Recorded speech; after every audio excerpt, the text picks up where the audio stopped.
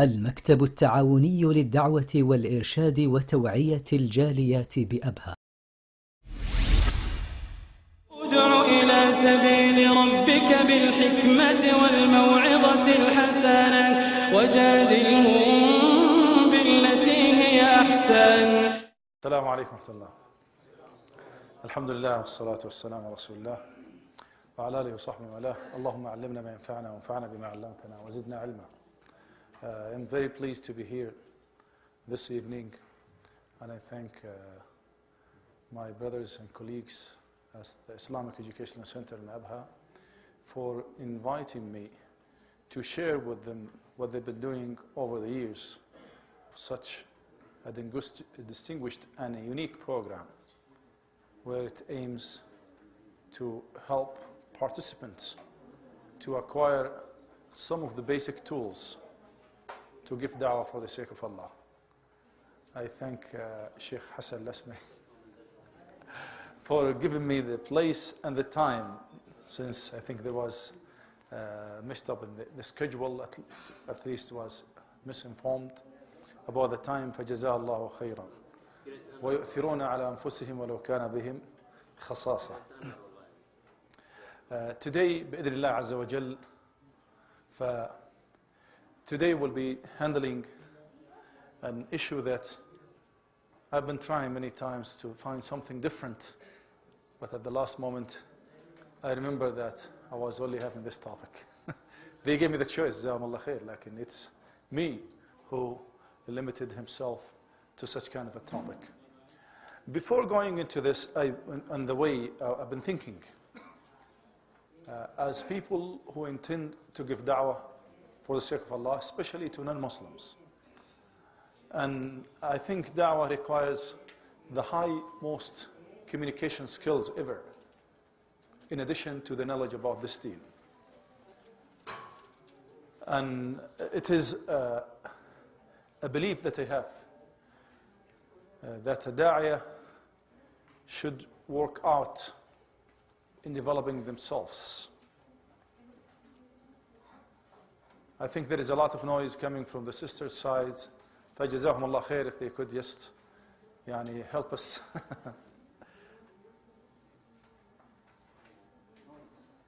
Noise. Yes.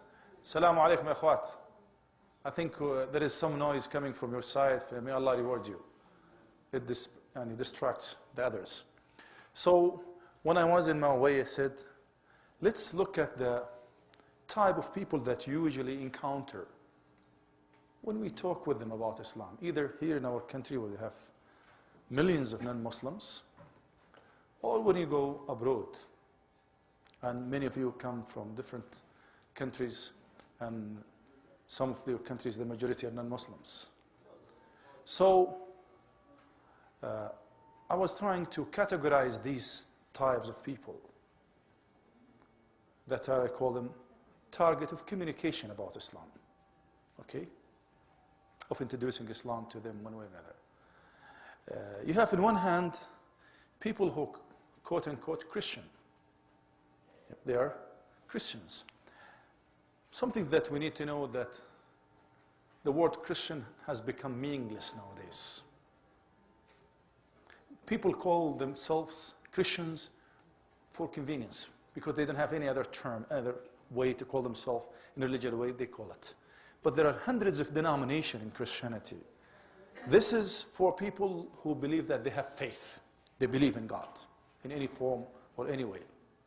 So this is something that we should have in mind, that not all Christians are Christians. Okay? This is contradiction in terms. But this is a reality. This is reality.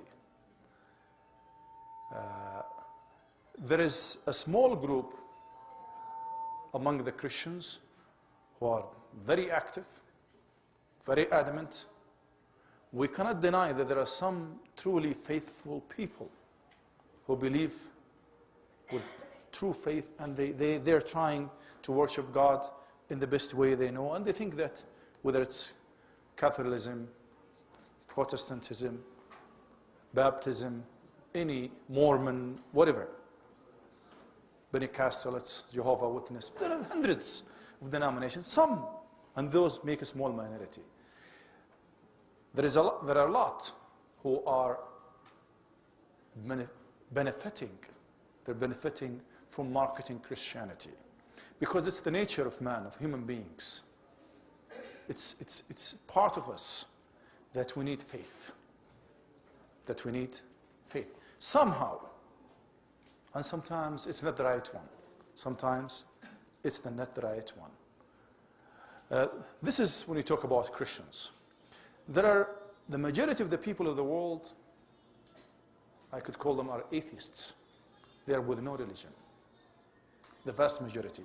Even among the millions who call themselves Christians, in reality, they take Christianity for convenience. It's part of social life. So they are not really concerned much about religion, in reality. So we're facing a problem in a world that has become atheists. They deny the existence of God, or they don't care about it. They don't care about it. They don't recognize the existence of God, any God. Okay? And sometimes they don't care. Okay? There is a third group, which is also an important group, that are not only careless, but they're anti-religion, no matter what that religion is. They're anti-faith. Okay? They have a very antagonistic view about any form of belief. So they are not only disbelieving, no. They're raising enmity against any form of belief. And you look at the role of Islam among all these. In places where religion is denounced, talking about religion in many communities nowadays has become a taboo. Has become a taboo. Don't talk about religion. We're not talking religion. Sometimes people, when they make fun of themselves, let's talk religion. See? And this is the state that the world has gone through. This is the state that the world has gone through. And Islam in the middle. It's neither Christianity, nor Buddhism, nor Hinduism, nor all forms of isms that exist in the world. And it is the only way of God that has been kept pristine and for guidance for humankind. It has the only source of guidance that has been kept intact with no manipulation over history. And there is evidence for that. Another problem with Islam is that many misconceptions have been raised about Islam. And new ones are created because what they call, there is an industry that creates misconceptions about Islam. It's an industry. Academic, media, in all fields, even in business. Because sometimes, and many times, Islam stands on the way and the evil desire, in the way of the evil desires of many people. It conflicts with their interests. ولهذا الله عز وجل يقول في القرآن ومن أظلم ممن اتخذ إلهه هواه. Who is greater in transgression and ظلم than a person who has taken his own desires to be his own God. For the world now, people in the world, vast majority of people in the world, have taken their own desires to be their, not only God, gods, because desires sometimes conflict. You see, sometimes conflicts. Islam, as we believe as Muslims, is the final way of Allah subhanahu wa ta'ala. The religion of Allah that He chose for humanity from the beginning, no doubt about that, but has been finalized, completed, and perfected through Prophet Muhammad sallallahu alayhi wa sallam. And we carry many points of strength that no other faith has. One of that is a fundamental belief for the Muslims that they believe in all prophets with no discrimination. No way, no religion in the world, man-made or revealed, remnants of the revealed sacred religions, is still having that belief. So this is a very important point of strength. And it is a point of challenge that is observed. And this is when you realize there is a lot, there are many, not many, many is not the word, magnificent number of misconceptions raised about the personality of Prophet Muhammad sallallahu alaihi wasallam. You know why? And mostly from the Christian and the Jewish side. You know why? Why?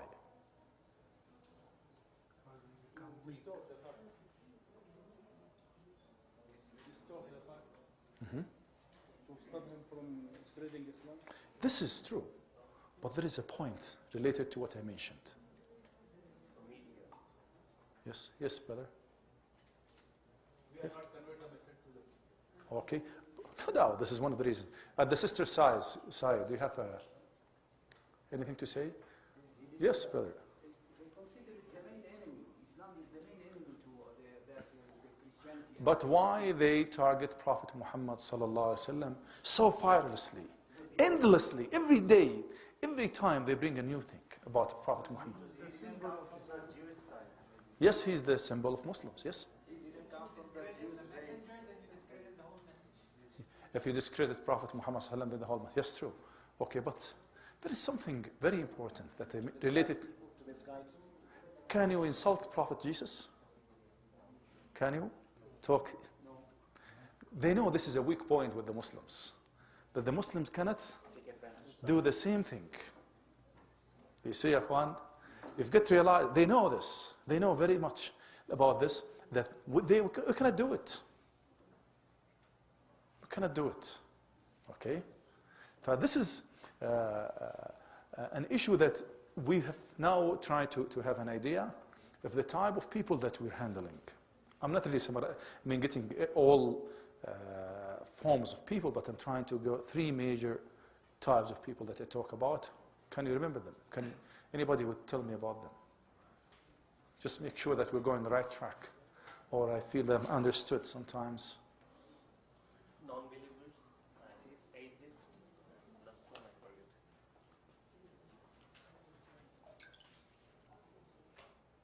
forget. We talked about people with no faith. They are not interested, atheists. And we talked about certain people who call themselves religious. Okay? Religious. And those who are practicing their own religions are a minority in the world. They make a minority. And we talk about people who are anti-religion. And the number is expanding, by the way. Of the third category, the number is expanding. They have their own reasons. What are some of the reasons that made them become anti-religion?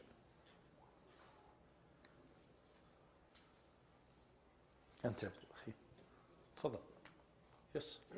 Because Islam contradicts or doesn't cope with their desires. It's not only Islam. They are anti-religion, any religion. Ex-religion, any religion. They have become anti-religion. Antagonistic. Because the religion will limit their ability, their needs, their business like this. It could be, but they could have become an atheist and they didn't care. Numbers of religions. They got confused. Okay, this could be. There are too many religions.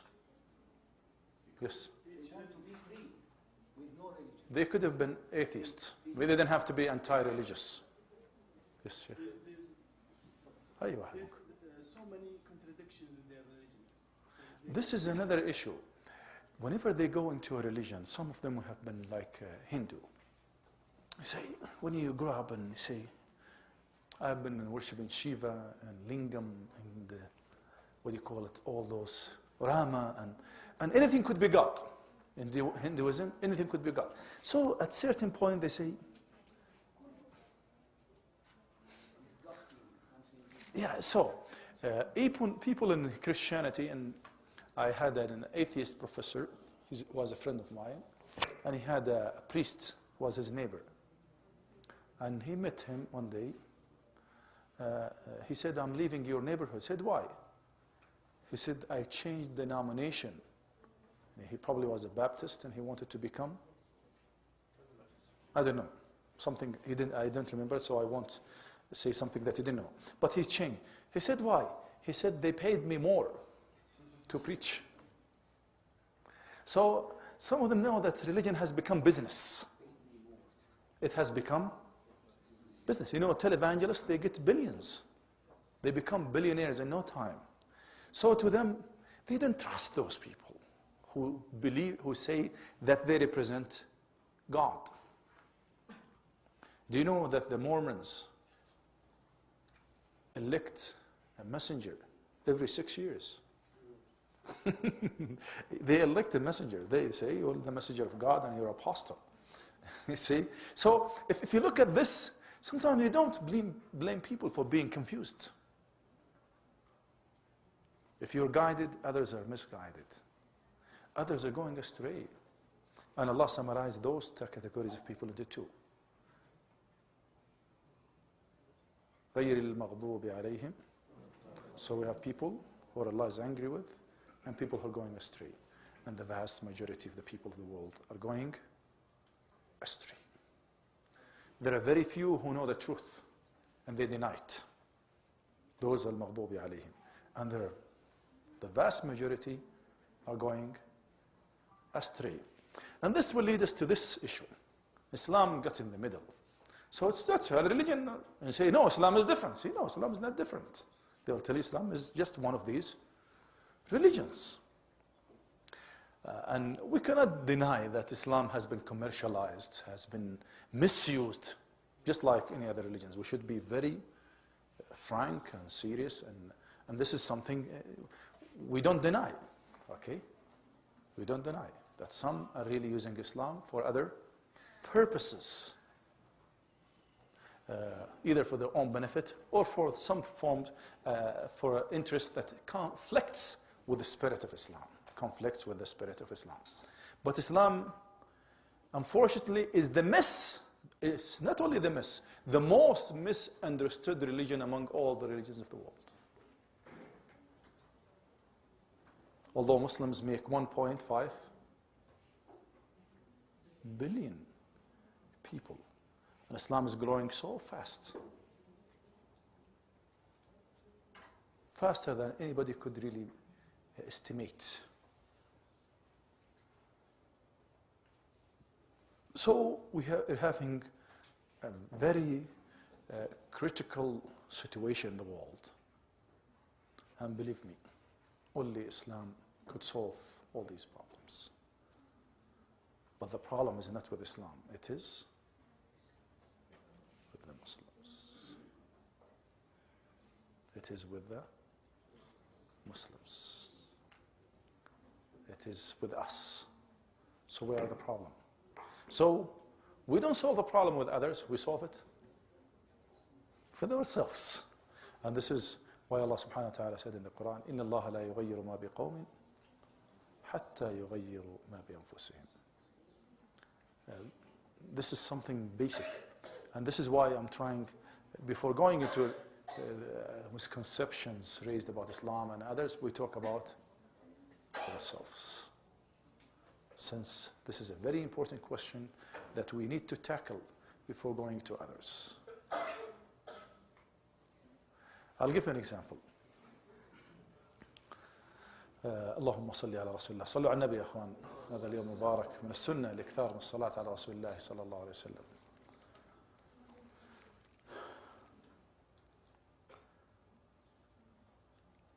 How many times have you spoken to a non-Muslim about Islam and hid Islam, said Islam is a beautiful religion, but I don't see it in reality? How many times? How many of you, could you raise your hands, that somebody spoke to you about this? Raise your hand. خلي الناس يشوفونك.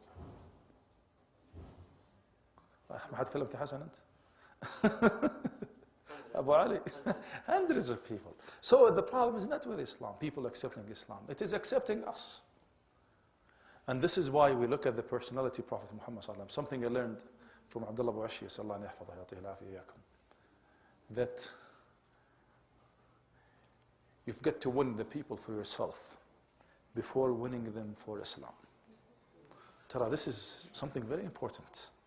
When the Prophet ﷺ came to Quraysh, they called him Kadhab, Sadiq al-Amin, the honest and trustworthy. Subhanallah. You see? They know his personality. So the people who accepted Islam, they had no second opinion about Prophet Muhammad sallallahu alaihi wasallam. They had no second opinion about the Prophet sallallahu alaihi wasallam. And they realized that he was truthful. Even the leaders of Quraysh never talked about Prophet Muhammad sallallahu alaihi wasallam as being dishonest or untrustworthy. They never challenged these qualities in the character of Prophet Muhammad sallallahu alaihi wasallam. Even Abu Sufyan, when he went to the Caesar and he spoke to him, he said that looked, he couldn't lie about Prophet Muhammad sallallahu alaihi wasallam. Although he was away from him, but he realized this very strong, truthful personality of the Prophet sallallahu alaihi wasallam before he was here prophet. Today we had a program, alhamdulillah, we celebrated 300 something new Muslims. And today, 29 people became Muslims today. Allahumma salli ala Rasulullah. Those people, they immediately when they become Muslim, they love Prophet Muhammad sallallahu alaihi wasallam right away. And it is this kind of charm on the personality of the Prophet sallallahu alaihi wasallam that still continues through ages, through his teachings, even people who didn't believe in him. And one brother, his name Shah Ibad al-Rahman. لحقتوا عليه Shah Ibad al-Rahman. Anyway, and I had a book about heroes, worship, heroes and hero worship by Thomas Carlyle. Although I was struggling with the English because it was written in very old English. But when he was speaking about Prophet Muhammad sallallahu alaihi wasallam, and he was not a Muslim. He was given lectures every Tuesday. Some of these lectures were attended by the nobility of the English society. And this man was speaking about Prophet Muhammad sallallahu alaihi wasallam in a way that would make you really wonder why this man is not a Muslim. And probably he was a Muslim, we don't know. But this charm and the personality of Prophet Muhammad sallallahu alaihi wasallam made many people who are non-Muslims write about him. Find in his own personality issues that we couldn't find ourselves. And you say somebody like Michael Hart, writing his book about the most influential leaders in the world, and he would list Prophet Muhammad sallallahu alaihi wasallam. And he said, I don't believe in him as a prophet. But he couldn't hide the truth that this was the utmost, the greatest leader ever walked on earth. Allahumma salli ala Rasulullah. This will get us to this issue, ikhwan, that I don't want to be philosophical here, like the issue is very big, which is misconceptions are related to doubts. You see? Some people, they don't have misconceptions, but they have doubts. These doubts are created by misconceptions. Because if you don't give me the right information, somebody else is going to give me a different form of information that may not be true. And this is what we face in the world. We're not given the right image about Islam. We're not given the right information. We're not standing out to tell people what Islam is. Somebody else is doing on our behalf. And they may not do it. They may not do it in the right way. They may not do it in the right way. As we mentioned, that there is a huge population in the world that disagrees with what you believe in. A huge population that is expanding, that has become anti-religion. That has become anti-religion. And this will take us, this is just giving you a definition of what might be called misconception. Somebody could read it? glasses. واحد من الخلف أنا متأكد that they can read. Yes, brother. Go ahead and read.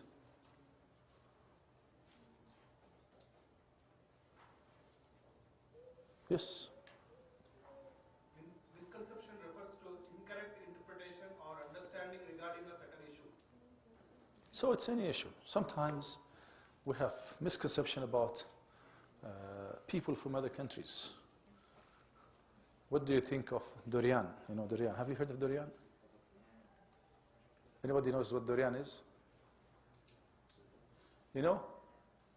It's a fruit from southern Philippines that smells really bad, but when you taste it, it's really sweet. Sometimes when you smell it, you have very bad misconception about this kind of fruit. But when you taste it, we make the smell bad about Islam. We Muslims. But people, if they taste it, things will be different. Believe me. And this is why it is all over history. And I was traveling into an island, to Malta the other day. And, you know, most of the Mediterranean islands were Muslim islands. And I was astonished about the language, that there is a huge remnants of Arabic in Maltese. Yes, but they are very antagonistic against Islam and Muslims. They hate Muslims so much. They have the Knights of St. John's. And that island, this is the island when the Crusades used to consult those knights. We know a little about history, but probably there is no incidence in history where Muslims would leave their religion. They commit apostasy. No. This very small, insignificant percentage, if any. In this island, the Muslims were either killed or expelled because they didn't accept converting to Christianity. They had these three choices: to convert, to be executed, or to, if you could run by yourself. Okay? This is part, tell you, the attraction that Islam has. When people believe in it. I know many new Muslims. Today you had 29 of them. I know many of them are struggling with their families, with their wives, with their children, but they're not ready to give up, no matter. Yes, they're ready to challenge others, and they're ready to sacrifice, and sacrifice more. Because when you know the truth, will set you free. This is the real truth of Allah subhanahu wa ta'ala. You see? This is just, sometimes people either have incorrect interpretation or understanding regarding a certain issue. Have you asked a non-Muslim, especially people with Western mentality, to tell you what Islam is? Have you been in this experience? Yes? What did they tell you? Could you tell us, sister? Could you speak up? Because I have a mic you don't have. According to them, it's believing of Muhammad, peace be upon him. I asked a friend, and then she told me that it's about praising Muhammad, peace be upon him, and because I'm converted also, and he said, you're making Muhammad, peace be upon him, your guide. And Okay. I told him it's not like that, and I told him about a little bit about Islam. Jazakumullah khair. This is sometimes understanding that Muslims believe in Muhammad. Muhammad is their God. This is, expected, because Christians believe in, Buddhists believe in Buddha, you see? So they expect that. Muhammad has brought a new religion. He claimed himself God, so you believe in him, and he called his religion Islam. Anybody else?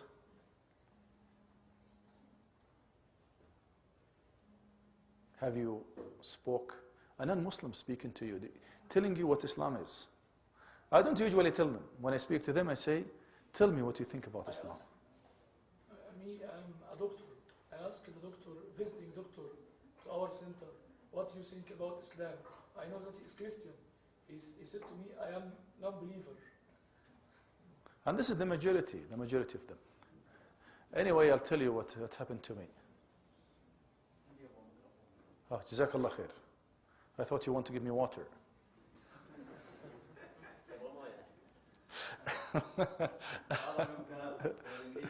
ما لا امزح معك ما عليك بس انا امزح معك. الله يجمعنا وياكم في الجنه يتقبل منا ومنكم ويجعل عملنا وعليكم خاصه لوجه الكريم وان يوفقنا واياكم واخواننا اللي يخدموننا ايضا وهم لا يعرفون اللغه لكنهم يعرفون ان هذا خدمه لهذا الدين.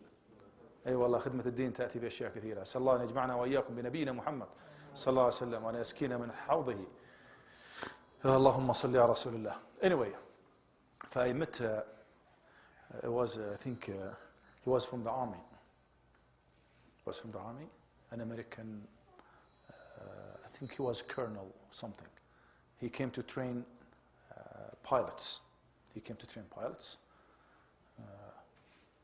Quite an old man anyway. So we chatted a little bit and he said, what do you think of Islam?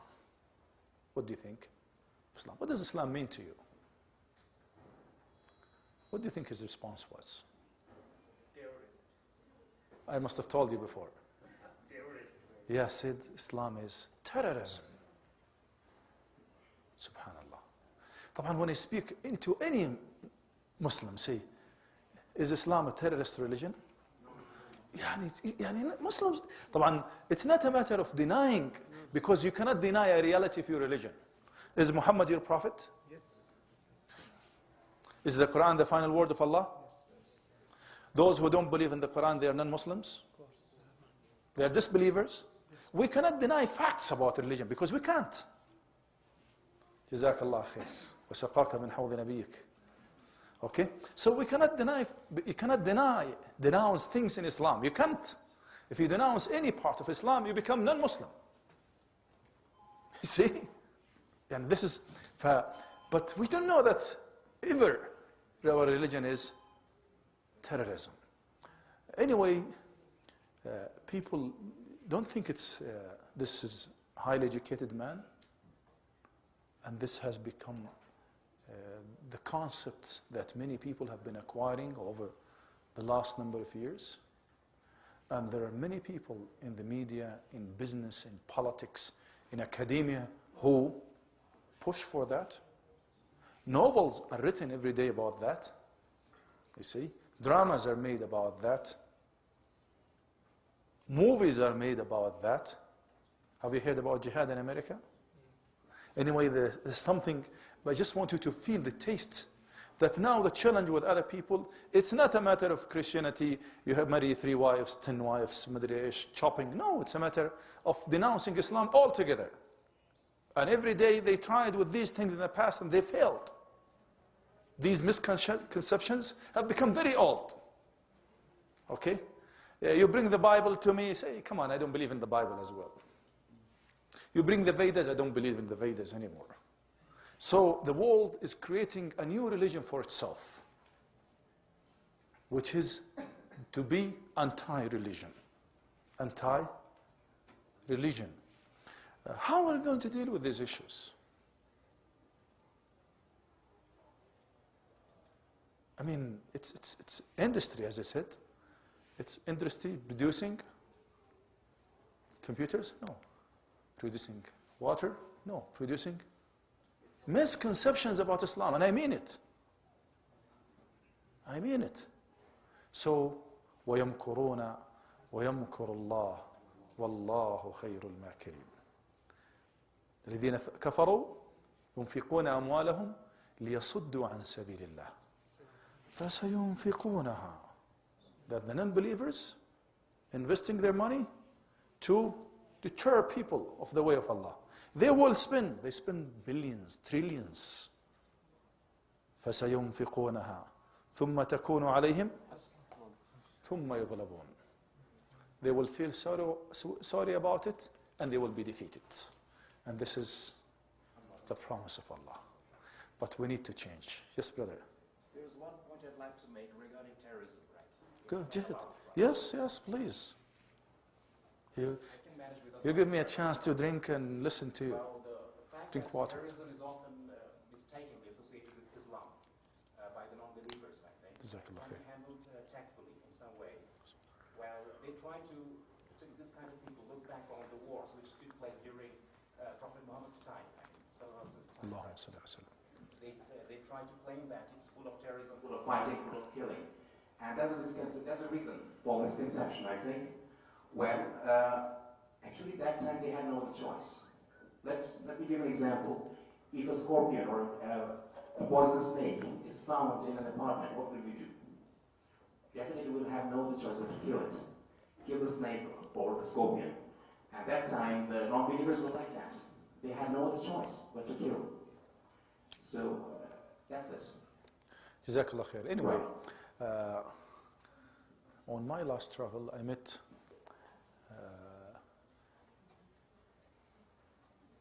a lady. She was supposed to work as a tourist guide, but she was a scholar. She was appointed to guide people of certain quality. And I asked her a question about Islam. She said, let me tell you something. I'm writing a book about security, world security. And I'm writing about neutral state. Neutral state. This is a few days ago. تأخرت عليكم, huh? A few days ago. I said, what do you mean by a neutral state? I said, a state that may not, a law that will give chance to a state not to fight other states. And she was comparing Christianity, the Bible, and the Quran.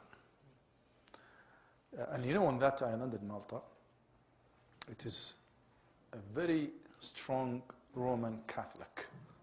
And the vast majority, you see them with the, even in the flag of the country, you have the, everywhere you go, the cross is there. I wanted to buy a souvenir. It was full of, I said, I cannot buy a souvenir of this style, you see. I said, she said, I studied the Quran because there was a person in the university, his name was Professor Martin Zamit.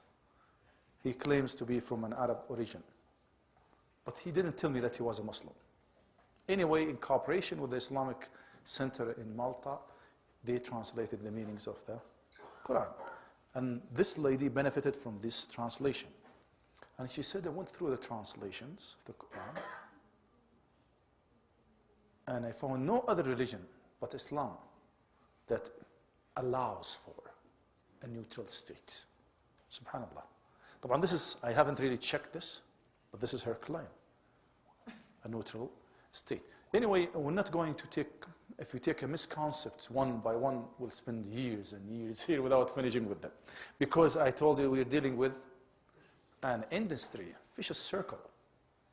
We're dealing with mass production, okay, of misconcepts because Islam conflicts with the interests of those people. So they're not going to stop. But we need to change our tactics. Therefore, we avoid these misconcepts. You know, misconcept didn't start today. They have been here for years. Even since the time of Ibrahim alayhi salam. ألم تر إلى الذي حاج إبراهيم في ربه أن آتاه الله الملك إذ قال إبراهيم ربي الذي يحيي ويميت قال when Abraham said to this king that my God raises alive and puts to death, said he took one who was supposed to be put into this, said go, you're free. And he brought somebody who was innocent and he killed him. Say, I could do that. Then Ibrahim followed another tactic. Immediately he said,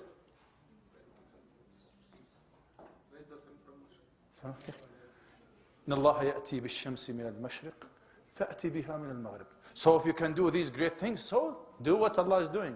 Allah is bringing the sun from the east, so bring us from the فَبُهِتَ الَّذِي كَفَرَ. So we need to change tactics. You know, misconcepts will be generated. every day. It's all the time during even those great prophets before Muhammad sallallahu, Prophet Muhammad sallallahu alaihi wasallam. And they come up with all these misconceptions that continue going on and on. Now, we have, it has become, as I mentioned, the word industry, and I mean it. People make business. They live on misconceptions. They make billions. They demolish countries. They wipe out people. They just use some misconceptions as pretext on which they could do a lot of evil, and nobody questioning them.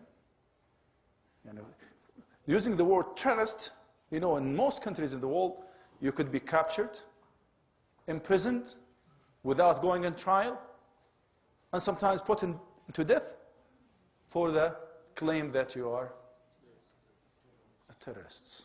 You see how they manifested that?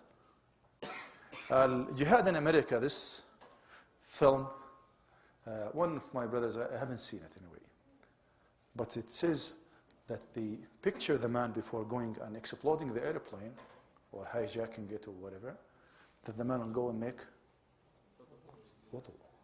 So they tell you that making wudu, and this is what a friend of mine in the States, that time I was visiting the States, he was from Libya, his name was Khalifa, and he lived among the Americans for like now 30 or 40 years. He's an American anyway. He said when I go to work, sometimes he would go and make wudu, and some of his colleagues came to him, he was in the bathroom, said, Khalifa, what are you doing? I said, what's going on? He said, are you going to explode the building? I said, are you crazy? I said, this is what I saw in the movie. And this is where they get their own idea about Islam. From the movies. From the silly novels. You see? And there is a lot of business behind that. People buy that. When you have jihad in America, it becomes a best seller. A best seller. Yeah, has become a best. So I'm just telling you how serious it has become. Sometimes we overlook misconceptions. You see? These are some of the sources. What I'll be focusing on is really this one. Anyway, behavior of some, it's not only some Muslims, of the majority of, is this true or not? So we cannot stop misconceptions. إِنَّ اللَّهَ لَا يُغَيِّرُ مَا بِقَوْمٍ. Maybe this is, who knows, what they go through is a trial from Allah for what we're doing. That these misconceptions are created every day. Are we really practicing Islam in our lives? Are we? Are we good representatives of Islam? We don't claim to be perfect. And this is something that we know in Christianity. Just like this lady to a big cathedral. It's called the Cathedral of the Knights of St. John's. And you walk on the graves. Everybody would buy the place of his grave inside the cathedral of these knights. I said, oh, they have been wiped out because they were living a life of celibacy. You know celibacy? يعني التبتل ما يتزوجون. But the tour guide was laughing. She said, but everybody was having his own babies. So it's not real life of celibacy. For this deen really is the deen that attracts people, that satisfies the needs of people, that does not stand between them and the rights for which Allah has created them. And those, they're worshipped, you know. Those knights, they're considered to be saints. And they were worshipped, highly respected. You go and visit their graves. But really, but now everybody's stepping on their own grave. The tourists come because they want to get some money. So everybody's stepping on their graves. Anyway, just these are some of the sources that I thought don't know what time it is because I want to leave time for discussion. For the sources of contemporary misconceptions about Islam, because every era we have misconceptions. Okay, at some time we didn't have the internet, so we didn't have sites. One time we didn't have WhatsApp, so even WhatsApp has become a source of misconceptions. All new technologies, if we don't use them for the sake of clarifying the minds of people and informing them about Islam, they'll be used to. I was very pleased today when a piece of news to me came, I hope it's right, that now they'll be translating the khutbah of Al-Haram al-Makki, of Al-Haram, in a number of languages. And they started with English and Urdu. English and Urdu. You see, for a long time we've been away from this because Muslims have become very ignorant about their deen. How come you want me to lend you money while I'm poor? I don't have money. You want to seek knowledge from me and the right information? I don't have any information. Sometimes wrong information. So we've been away from our religion. I'm telling you that I had once a professor from an Arab country came to our university. He was a very good man. And we asked him, let's go on to pray. He said, Abdullah, he's like 45 at that time. He took the person aside, said, I'm sorry, I haven't prayed all my life. He said, are you willing to pray? I said, yes, but I don't know how to do it. He said, do you know how to make wudu? He said, no, I don't have make. You see, sometimes we are overlooking our problems. And we've got to be very true to ourselves before inviting others. Before inviting. I'm not saying don't invite others. No. وَادْعُوا إِلَى سَبِيلِ رَبِّكَ بِالْحِكْمَةِ وَالْمَوْعِظَةِ الْحَسَنَةِ وَجَادِلْهُمْ بِالَّتِي هِيَ. It is a must. If we don't do that, we'll be in trouble. We'll be. And alhamdulillah, we have many da'is all over the world and many people who are already practicing Islam. And the number is really increasing. Even within the communities that were very antagonistic against Islam. Now it's very common to go to any village, I'm not saying city, any town in England or the United States or Canada, and you find a masjid, a mosque, and you find indigenous people who have become Muslims.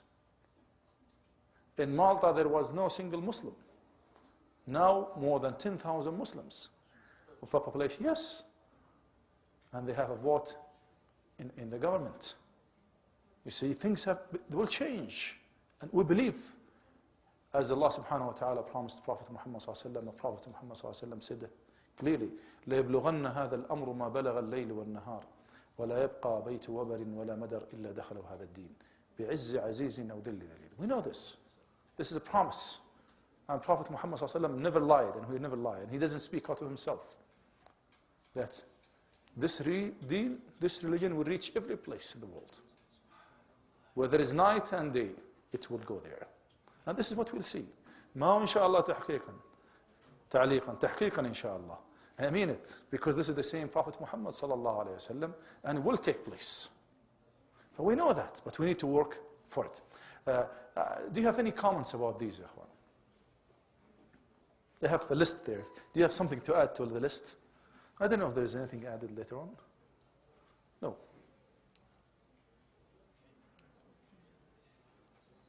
Okay, let's go back to the list and see what you think.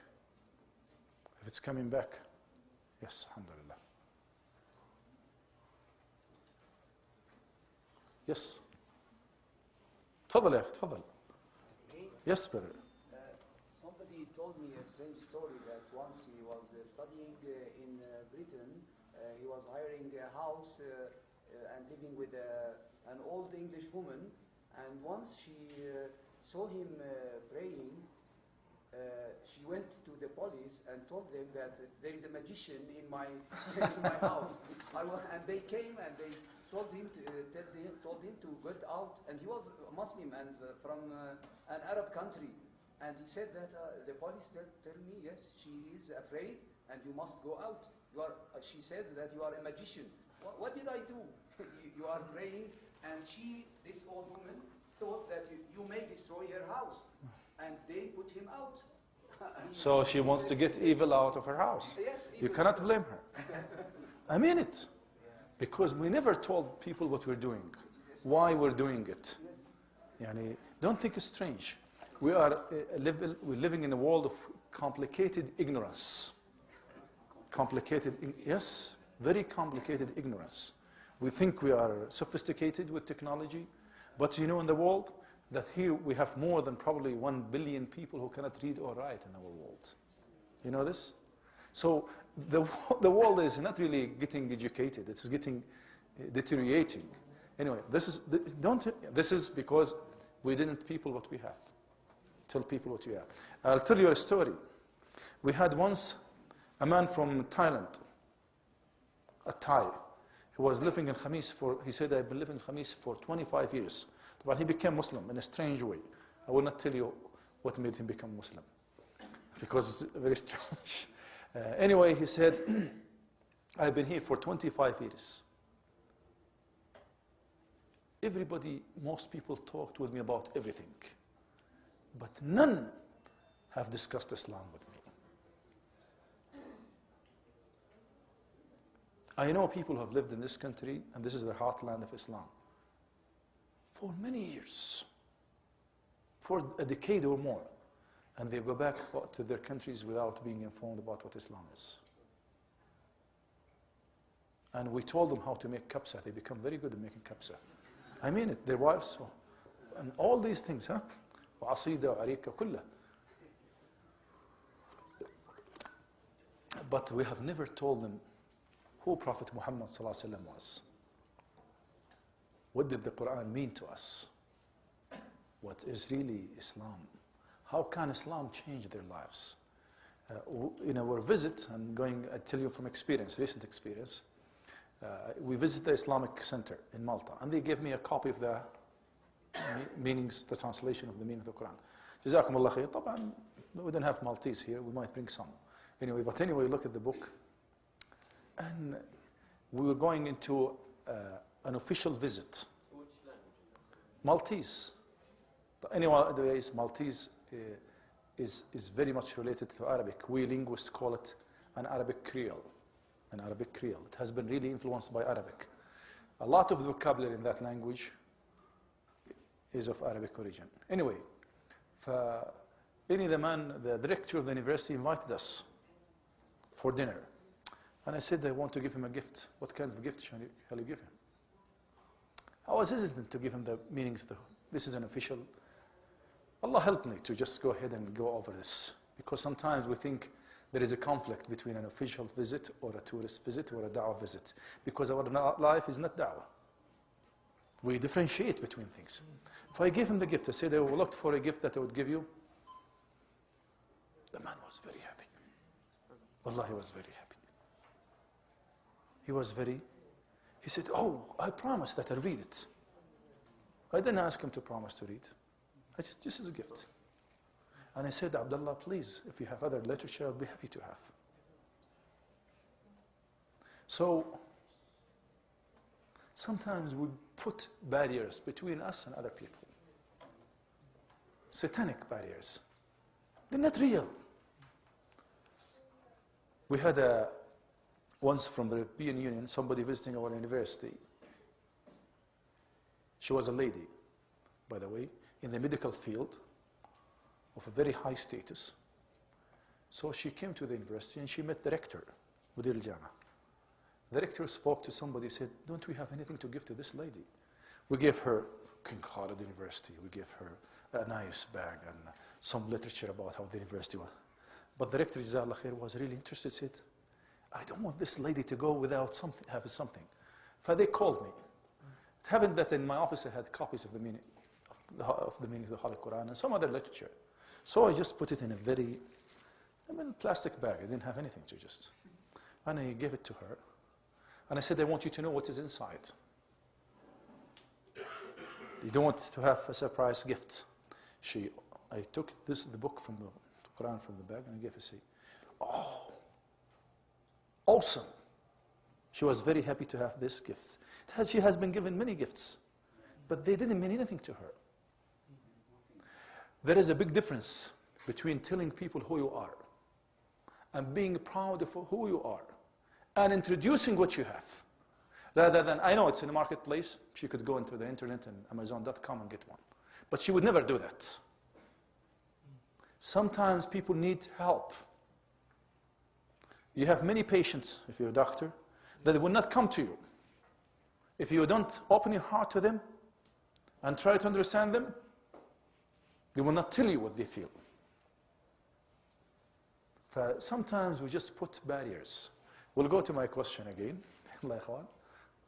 Can you find something, another source? Yes, brother. I think it's the international development organizations that are working in third world countries, especially Muslim majority countries. Mm-hmm. They're working in the form of so-called women emancipation and eradication of poverty and all this. So you think those people, are they atheists or they are anti-religion? I don't think they're atheists, but they have a mission like propagating Christianity later on, or making people deviated from Islam. This is something very important, and I agree with you. If they were secular, they would be atheists and they wouldn't care. You practice whatever you want. But sometimes they're targeting Islam and Islamic practices. Which is true. And they are really investing on the need of Muslims because, again, we care less about our brothers and sisters. Somebody else is taking care of them. Jazakallah khair. This could be, I'll add that, inshallah. Yeah, so they're different from the missionaries. They're not missionaries. Yeah. Okay. But they have other aims. Okay, anybody else? Yes, brother. I think one of the factors is the psychological barriers between Christianity. Yeah, this could be, but I'm talking about the sources of contemporary misconceptions about Islam. Sir. Yes. Not only the motivated journalist, I think in other professions also, motivated. Like what?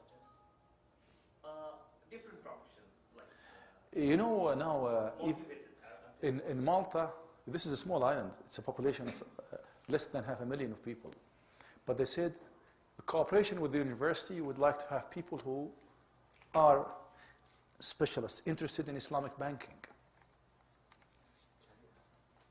In Islamic banking. I said, why? He said, no, there is, we feel, after, the collapse, financial collapse that has taken place and concession that took place in the world, that we think the Islamic banking could be a solution. You see? So people probably in the past in banking business, they didn't want this because Islam says no riba, no interest. Although it's in Christianity, don't get involved in usury. Okay? It's a Christian belief, you see, but they don't really care about it. And Islam stands in their way. Even some banks that work in Muslim countries, they work with interest, you see. For these banks, because now bankers think that Islam, could be a good way to invest money through the Islamic way. Al-Rajhi didn't get bankrupt, you see. Who else? Al-Bilad and other people didn't get bankrupt when most banks were going into financial disaster, a catastrophe, okay? So this could be. Any other sources? Sometimes those who preach Islam, I think they are not fit for the job. And those who do not, they should do it. Because sometimes those who preach, maybe they are not well read and they have different characteristics which do not attract others. So this, not for all, but few cases I have seen that there's Brother, they're not few. Believe me. Yeah. And Believe also there are so-called intellectualists who are well informed about other disciplines, just they don't study Islam. But they tell about Islam, they comment on Islam. So this is also one of the problems. Do you agree with the brother? Who agrees with him? MashaAllah. From the sister side, do you have any In addition to what we have misconception, misinformation about Islam, behavior of some Muslims, Orientalists, motivated journalists, missionaries, ignorance, and atheists or atheism. And 2 or 3 now sources have been added. Yes, brother.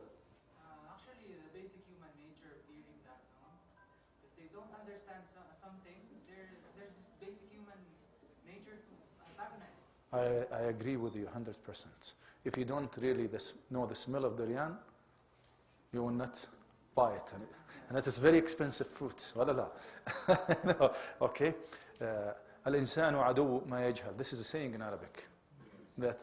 And it is part of human nature that you have become an enemy of what you are ignorant about, if you don't know. So if people in ignorance is something that is really... Akhoy, you want to say something, brother? Kamal? So I wanted to say something. I want to talk about especially a group of people in our country. They are considered as religious leaders, but actually they are doing business with Islam, the Sufis. Okay, so these people, they are also devising so many misconceptions about Islam. Actually, this is their business. So we know, brother, it's part of the behavior of many Muslims. As a matter of fact, this is true. We cannot deny this fact, that there are many who are misrepresenting Islam, and there are others who are investing in this misrepresentation to turn them into misconceptions,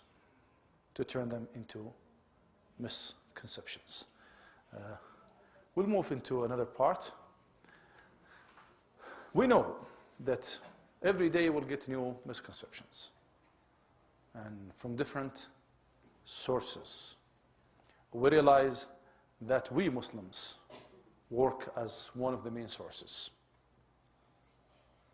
because we cannot deny that many of the misconceptions about Islam are true. And they're true to the certain contexts, but they have been generalized and overgeneralized.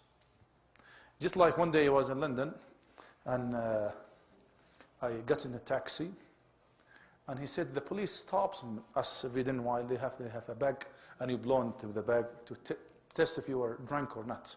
Okay, I didn't know how they do it. I said, Alhamdulillah, Muslims, yani akid Muslim drivers have no problem. He said, he was laughing at me. I said, why? He said, all of them drink.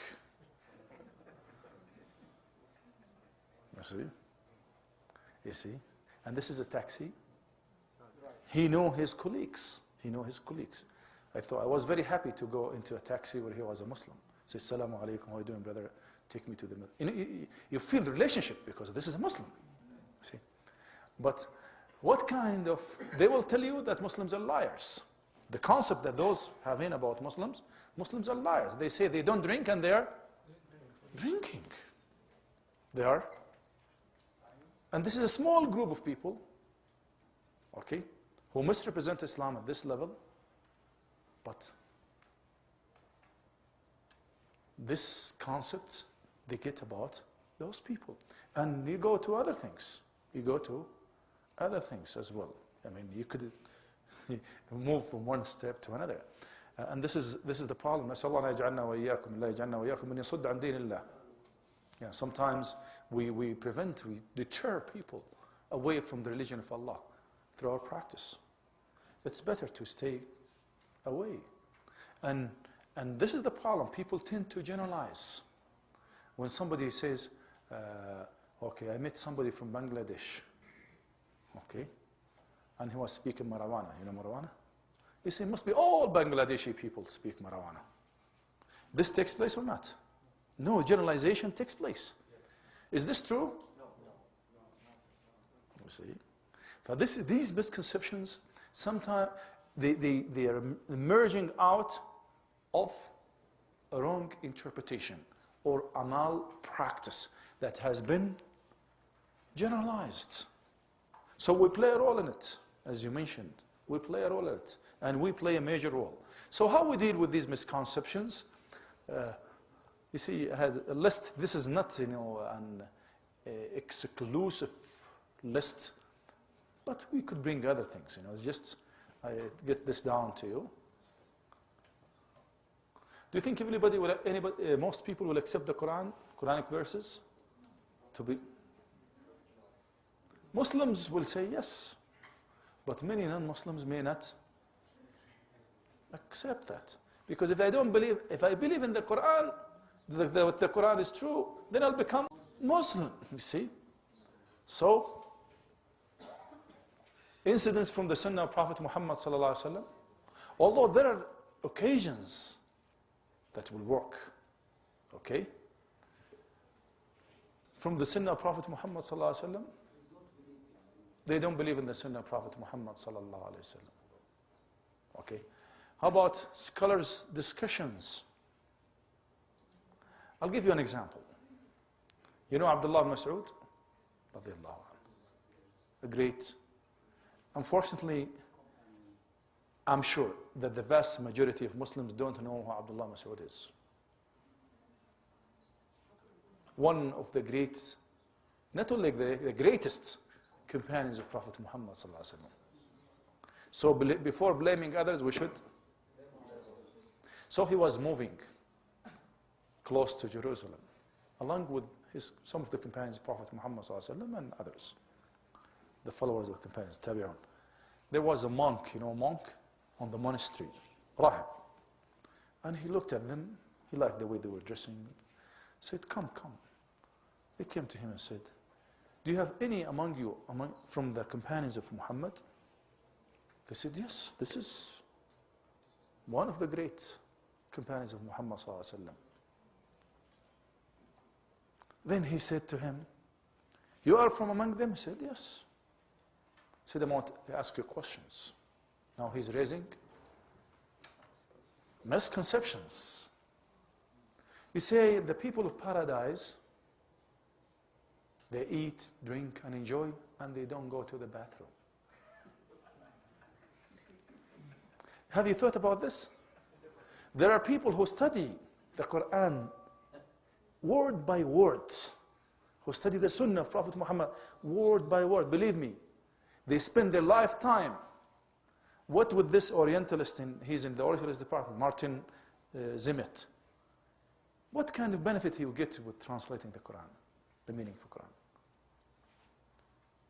You see? Anyway, Abdullah Mas'ud smiled. Those people are giving guidance. وَاتَّقُوا اللَّهِ وَيُعَلِّمْكُمْ اللَّهِ. Fear Allah, Allah will teach you, give you knowledge. We'll never be good Muslims, good da'is without taqwa, without fearing Allah. Period. If you think we are better than those non-Muslims, for the sake of being better than them, sometimes we're not. كَذَلِكَ كُنْتُم مِّن قَبْلِ فَمَنَّ اللَّهُ عَلَيْكُمْ. When Allah is talking to the companions of Prophet Muhammad sallallahu alaihi wasallam, when they became Muslims, say, oh, look at the kuffar. Say, no, you were like them before. It is Allah who guided you. So even when you look at others, sometimes we look down at them because they are kuffar. We should really realize that we have a responsibility towards them. Okay, you know what the word kafir means? In the Arabic meaning, the root of the word? To conceal, to hide the truth. This is what a kafir, you cover the truth. It's the word cover. In English, taken from the Arabic word, you see, kafir. You see, kafar. Okay, kufr. Okay, kafar, the past tense. Okay, which is covered in English. Exactly with the same pronunciation, with the difference between the va and the fa. In Arabic. So, anyway, you see, they need our help. They need us. As a matter of fact, they need us. Abdullah Mas'ud said to them, how about the baby in the womb of his mother? Do babies get nutrition? He said, yes. He said, do they get to the bathroom? So they were confused. He said, if Allah could do this to a living being in front of us, he could do something greater than that in the hereafter.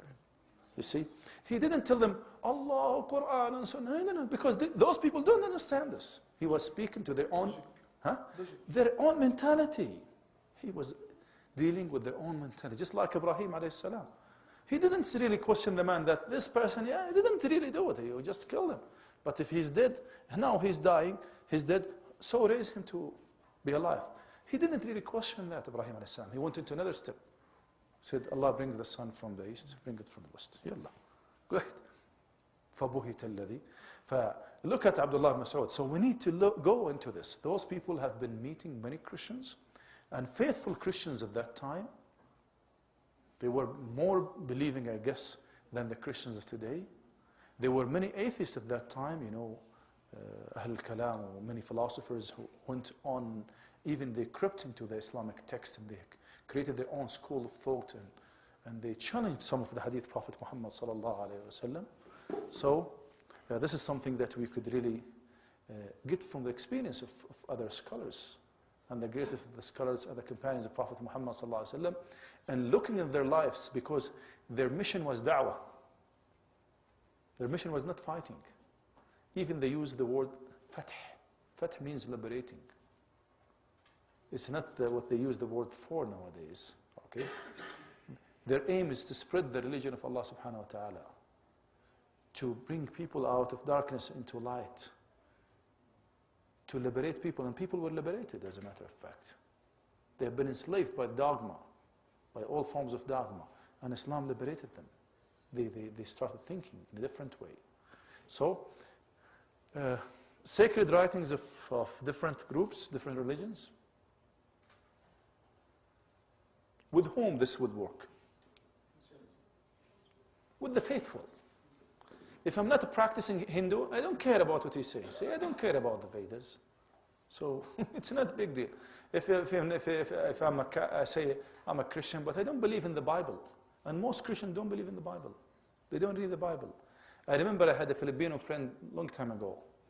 And I spoke to him, and he became Muslim. He was an operator. Operator, works in a company as an operator. He would answer the phone. He became Muslim because of talking with people. And he became a da'iyah as an operator. And I said, when people come to me, Christians speak to me, I say, read the Bible. I don't tell them to read the Quran. You know what will happen when they read the Bible? They'll eventually become Muslims. 99.9999% of Christians have never read the Bible. Only they read portions that the priest has given them in the church. That's all. If they go to church, and the majority don't go to church. Now they're selling churches. And many of them have been converted into mosques. Some are very happy about that. There is still something about the Christians. I remember in the Islamic Center in Michigan, we had a mosque.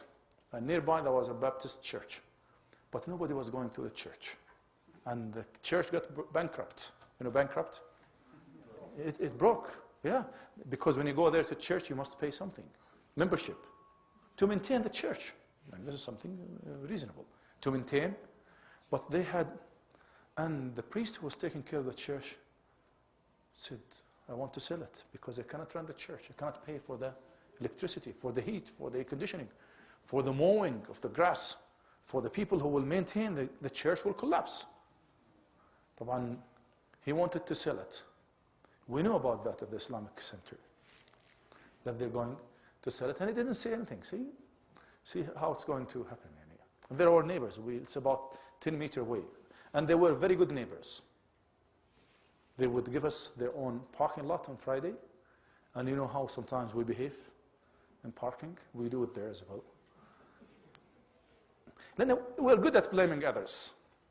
We're good at blaming others. We put all our problems on the non-believers. But we have never stood up and said it's our problem. And Allah subhanahu wa ta'ala said to the companions of Prophet Muhammad sallallahu alayhi wa sallam, after Uhud, أَوَلَمَّا أَصَابَتْكُمْ مُصِيبَةٌ قَدْ أَصَبْتُمْ مِثْلَيْهَا قُلْتُمْ أَنَّ هَذَا قُلْ هُوَ.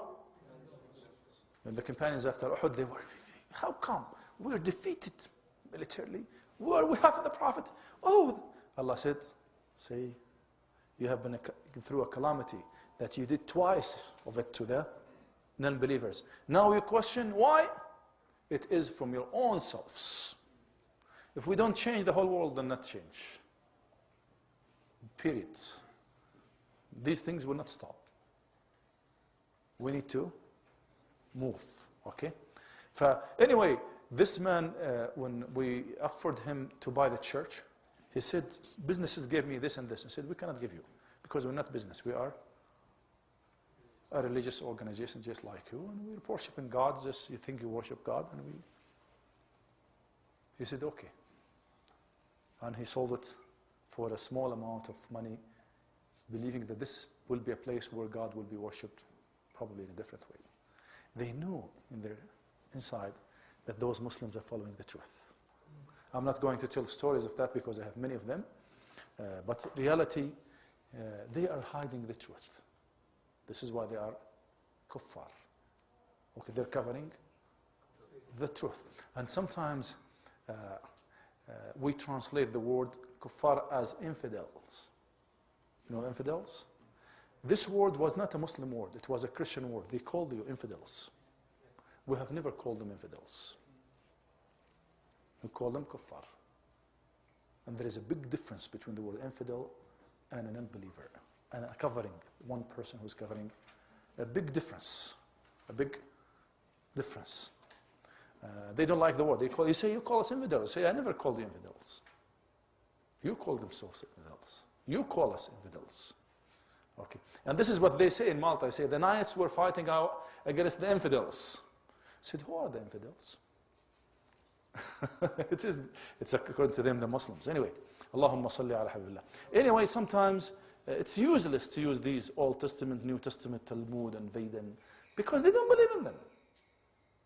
Sometimes we waste our time because this is only for a certain group of people who are faithful, who are comparing between religions, but not all people. And this is why I say it here, ya akhwan, as an advice. Don't ever raise misconceptions or comparative religion with a person that you're calling to Islam, unless they request to, unless they force you to. People need to know the simple message of Islam. Ask them. Talk about Ashhadu an la ilaha illallah wa ashhadu anna Muhammad Rasulullah. What does a Muslim mean? Sometimes we jump into crucifixion, no. This is for a certain group of people. When they ask for it. Dealing with misconceptions is not a good da'wah strategy. I don't think it's a good da'wah strategy. It's not the method of Prophet Muhammad sallallahu alaihi wasallam, unless it is needed. Even Abdullah Mas'ud could have talked with this monk about other things in Christianity, but he never. He just explained to him in a simple way. Even when people raise misconceptions, we should deal with them with open hearts and minds and accommodate them. Take it easy. Islam is not going to disappear, believe me. It's going to stay. The Quran is the only book that will prevail all over by the promise of Allah subhanahu wa ta'ala. It is prevailing. So we're not worrying. Sometimes we worry about Islam. No, worry about those people. Don't worry about Islam. Worry about those people.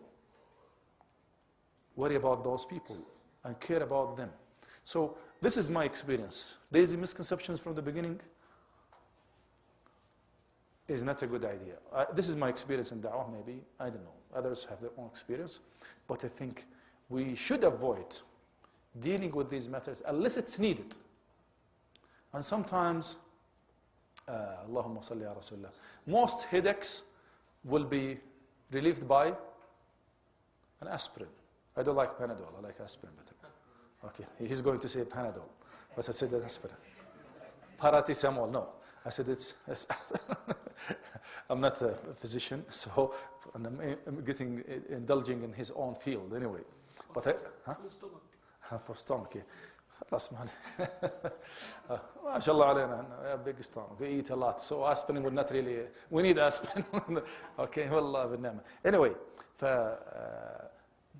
most people don't need more than a Panadol or an aspirin. Sometimes we get them with a medication that kills them. And this is bad doctors we have. Sometimes you go to the doctor, they take a pile of pills كلها يلا خذ. You see? And it kills you, it hurts you. Okay? And sometimes we need only Panadol, aspirin. Most people need an aspirin of Islam. They don't need all these complicated medications. Believe me. They just need an aspirin of Islam. Very simple. To relieve their own headache. Okay? And sometimes we give them more headaches. Say, do you know any religion? And he will start reading. Say, don't read about his religion. I want to tell him what Islam is. I don't care about his religion. I know his religion is false religion. No Muslim is having any doubt that those religions are false. But tell them what Islam is.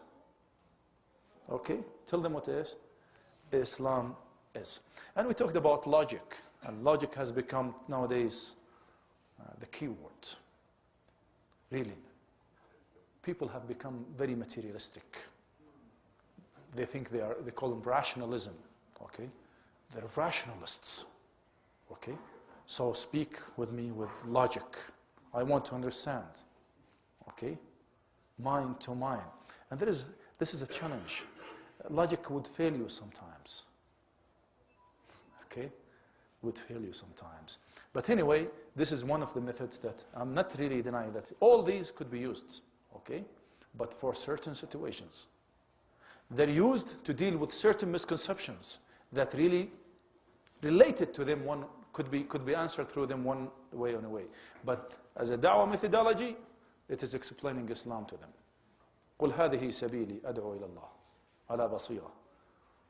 You call people, there is no God but Allah. People would come to the Prophet ﷺ and say, what are you calling for? He say, to worship Allah alone, to pray, to believe in Muhammad as the messenger of Allah, to pray 5 times a day, to fast Ramadan. And some of them was at the time when there was Hajj or no zakah. And he said, that's all? He said, by Allah, I will not do any more like that than this. Rasul said, he has succeeded if he was truthful. So, Ikhwan, Islam is very simple. Don't make it difficult for people. Islam is not dogmatic. If people want to get in dogma, you will not get out of that. Okay? Islam is very simple. Let it be simple. And people want simplicity. They don't want complications. Sometimes we talk about, if you want to know about Islam, you're an economist. Say, I'll talk about the economic system, Islamic economic system, in comparison to the capitalist system. This might fit certain people, but it will not fit all people. Those people who are interested will ask you for it. Okay? But don't jump into people from the beginning talking about these issues that they may not really benefit from in the beginning. As a matter of fact, you detract them from the fundamentals of Islam. I want them to believe that there is no God but Allah and Muhammad is the messenger of Allah. They may not need to know, many of us don't need to know about 80% of the teaching of Islam. We don't need them because they're not related to our immediate life. If you are not a businessman and you're not going into riba, يتبغى نبر الفضل ونبر النسيئة. We don't need about these things. If you don't have camels, يتبغى ابن بنت لبون وبنت مدري شو وبنت مخاء. You don't need this. But all of us need to know who Allah is, who Muhammad ﷺ is, how to perform our prayers, how to do. You see, simple issues that we need. Sometimes we get ourselves into details that we don't need. If we need them, go for them. Now, if I teach you how to make Hajj for 2 hours, you will never make Hajj. Come. But if you're going for Hajj and you want to go for Hajj, you have the intention to go to Hajj, and you are ready, and you have really paid your money, and you get your permit, now you'll learn. You see? It's not a theory to you, it's real practice. It is reality. If you have been poor all your life, I say about to have the details of zakah. I don't have money now. How can I tell you? You don't know what money is. You see? And these are the pillars of Islam, not to mention details. Every day, subhanAllah, we have scientific findings, and these we should be very clear about them and very careful. Because we are in a progressive world. We're not afraid of science. This religion promotes science. إِنَّمَا يَخْشَى اللَّهَ مِنْ عِبَادِهِ الْعُلَمَاء. People who fear Allah the most are the scholars. And many scholars, non-Muslim scholars, have become Muslims because of finding out factual information about the Quran, about the Sunnah of Prophet Muhammad ﷺ, that have astonished them, and many of the Muslims didn't know about them. You see? So we know this. And Islam is the religion of science. It's the only religion in the world, because Christianity, most people have become antagonistic to religion because of Christian church. the dogmatic understanding. Because the religion was fighting science. Yeah, they tell me the sun is rising at the east. You say, no, it's rising. Come on. I mean, these are facts that you cannot deny. But those people were really in control of the minds of others. This is why the French Revolution took place.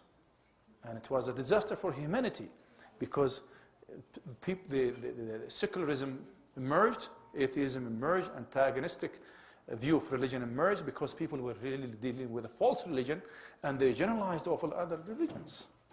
You see? And this is the problem that religion in the world is facing.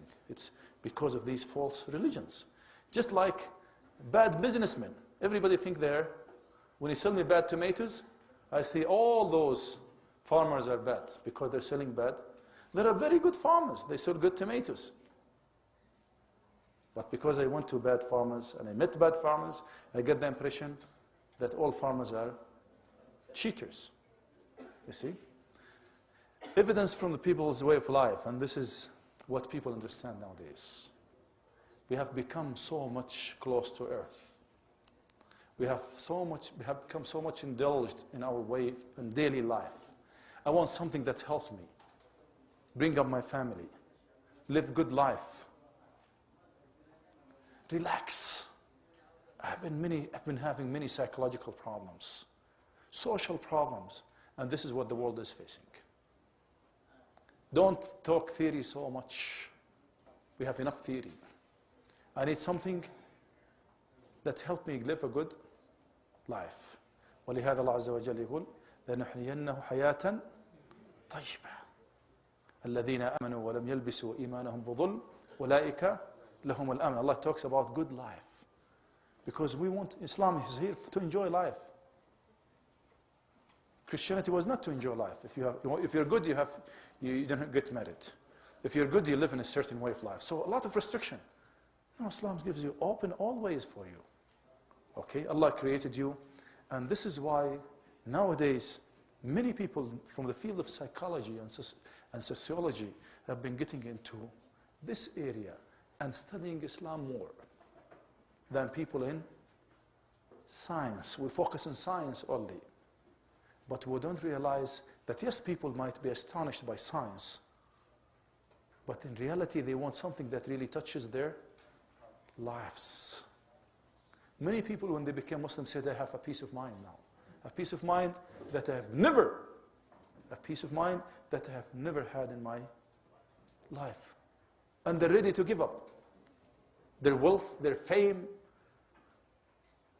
their desires. And you know many people, film stars, athletes, businessmen, politicians, they give everything for the sake of peace of mind with the religion of peace, Islam.